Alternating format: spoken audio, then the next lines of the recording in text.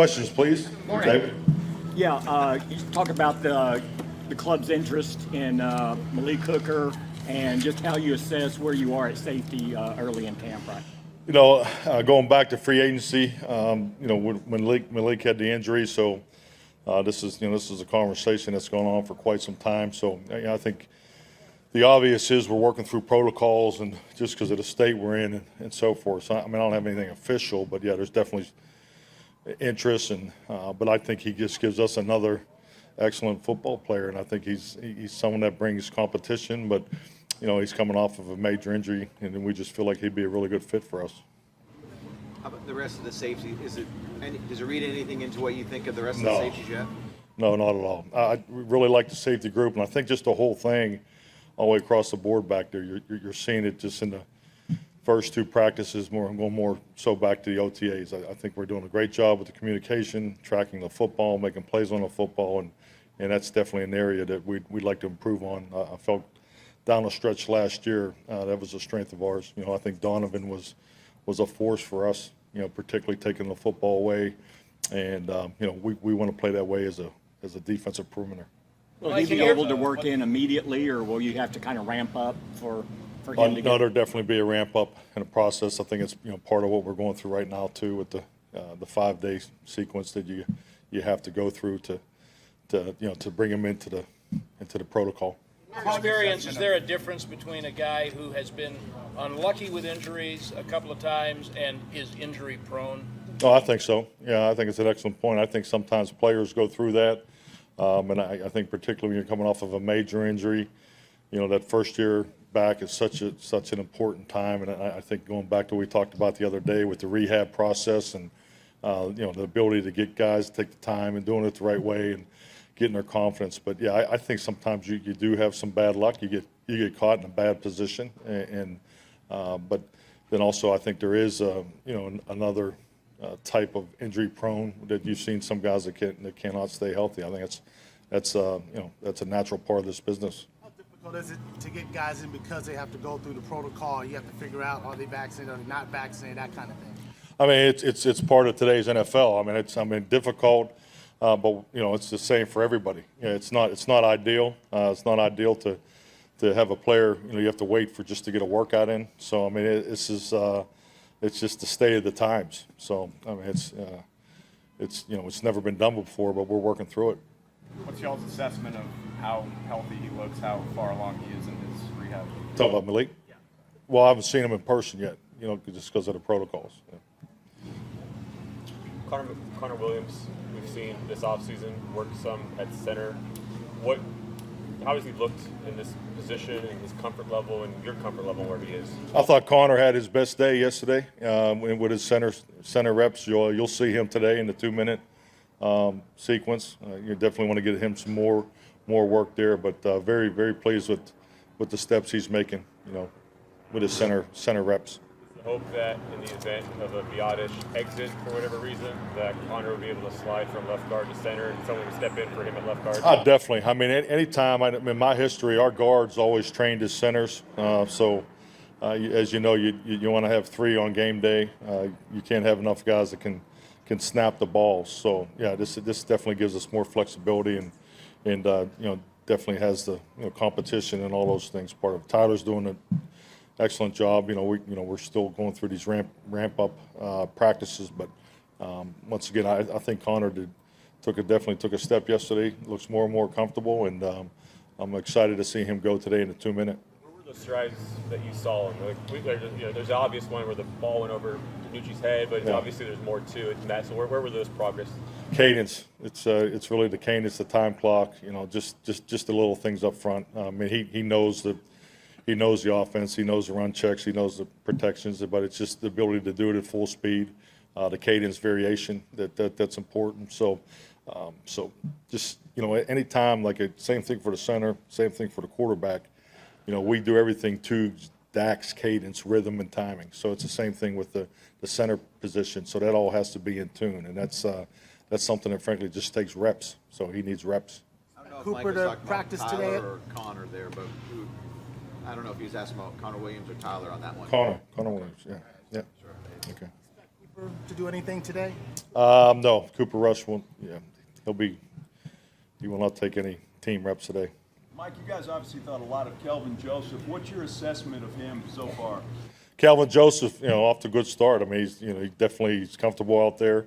But I just think like all of our rookies, it's good to see them in live action. He's done some good things. So I mean, so far so good. Yeah. Dak and CD have both talked to us about how much they enjoy competing against Trayvon Diggs. What stands out to you most about what Trayvon's doing on the field and how he's making the offense better? Well, first is his competitive nature. I mean, every play is all out. So I mean, he just brings an intensity to it. I mean, he's so instinctive. His ball skills are unique. When the ball's in the air, he's like another receiver out there. So I just think the competition that all those guys have, it not only brings out the best in them, but it brings out the best in us in the way we practice, and that's why it's so important. Not just based on my past experience, that your starting quarterback, he is such a big part of the tempo and the competition of it at practice, and obviously you want to see as many other players compete at that level, and we definitely have that here. Diggs and Lamb had a pretty good battle yesterday. Do you? I'm sorry, who? Diggs and Lamb Yes. had a pretty good exchange.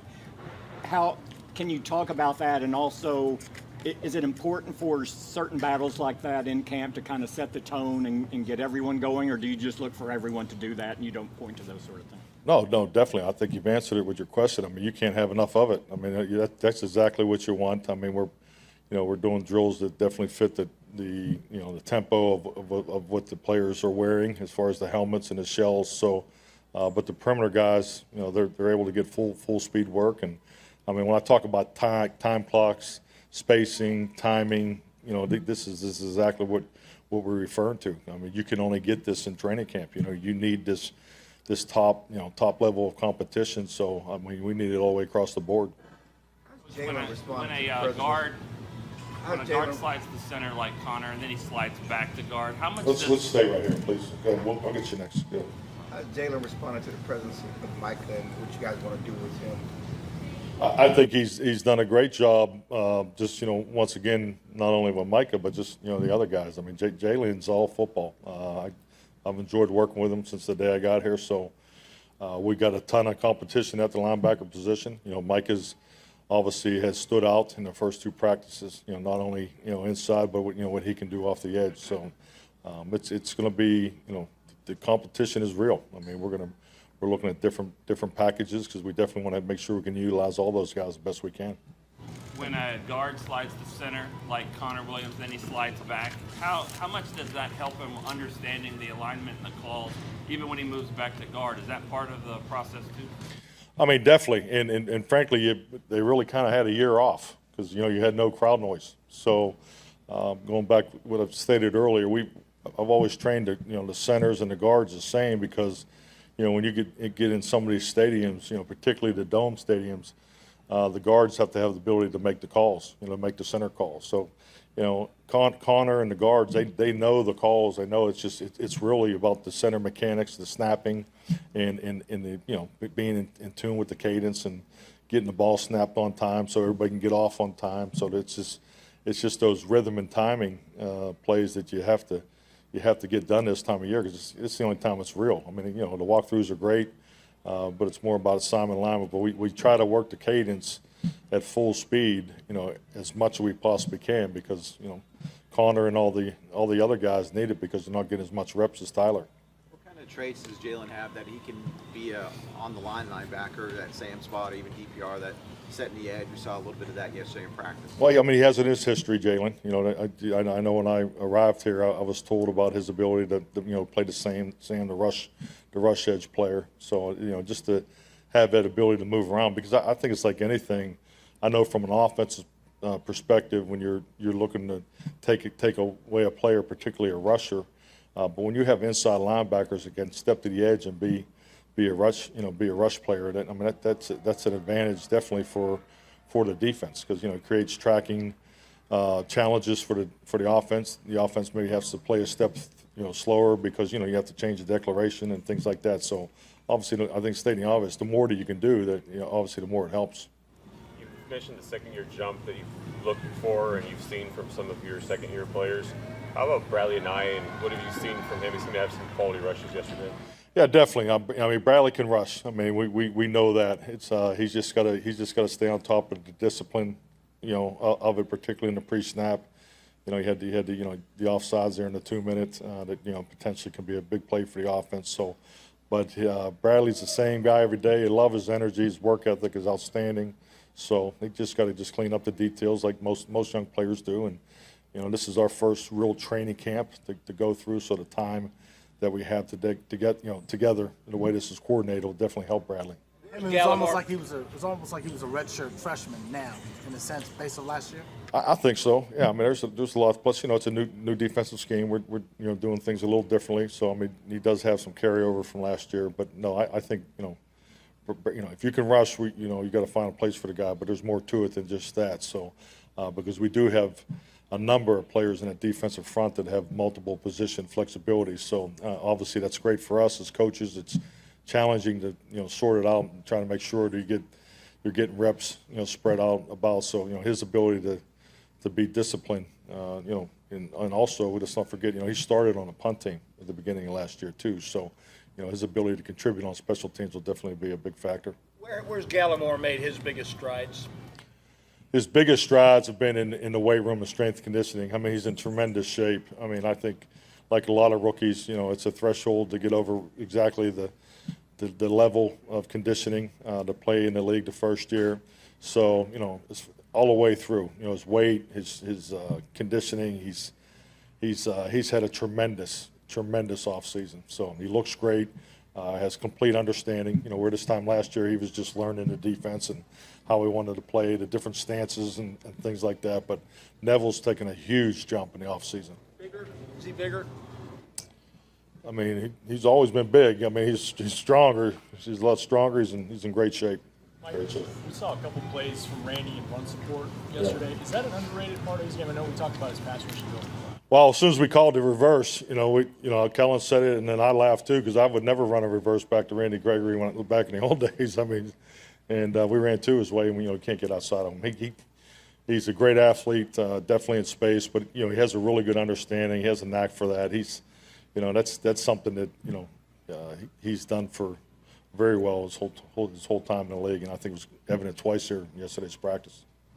Now that you've gotten to know Jerry Jones, working so closely with him here for a while, is there anything about him that's surprised you in terms of maybe how your perception that you had from the outside looking in compared to what you know now?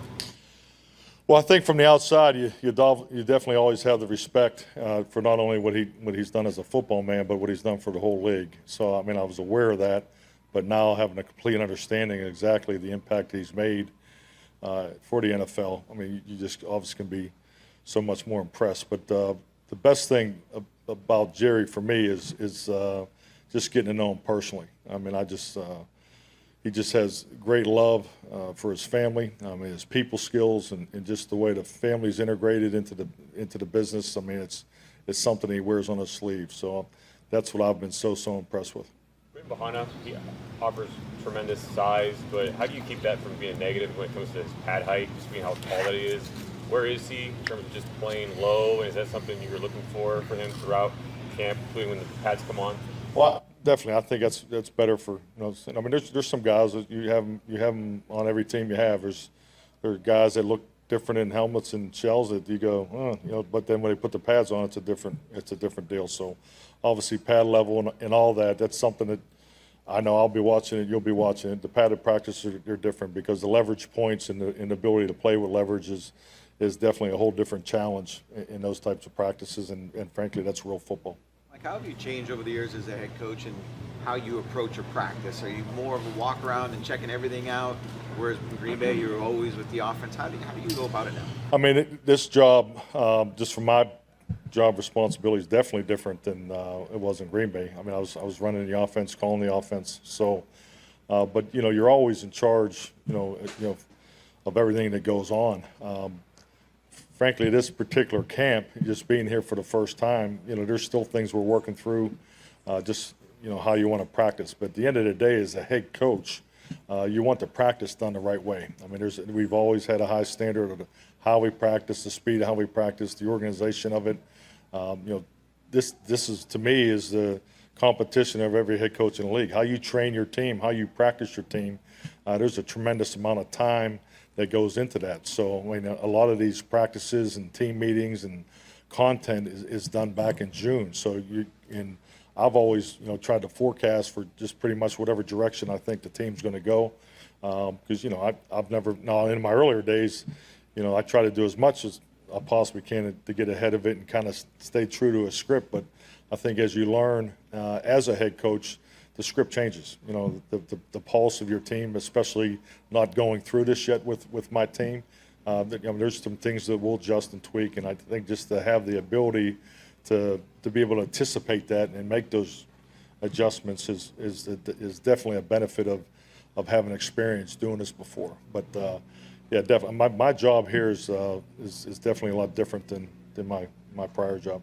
You wrestled some with the transition of giving up, of deferring some of the hands-on inner practice to kind of take the macro look instead of getting in and doing stuff. Do you still wrestle with that some, or you? I don't know if it's a wrestling match. I think if all, I can't speak for other head coaches. I mean, the most fun I ever had coaching was when I was coaching the quarterbacks. I loved it. I loved every second of it. The development of that, that position is such a challenging position to coach. You miss those meetings and the detail of the meetings and the walkthroughs and the conversations. I mean, you're coaching cadence variation every single day, and that's such a weapon for an offense. So, I mean, that's clearly in my times the most fun I've had.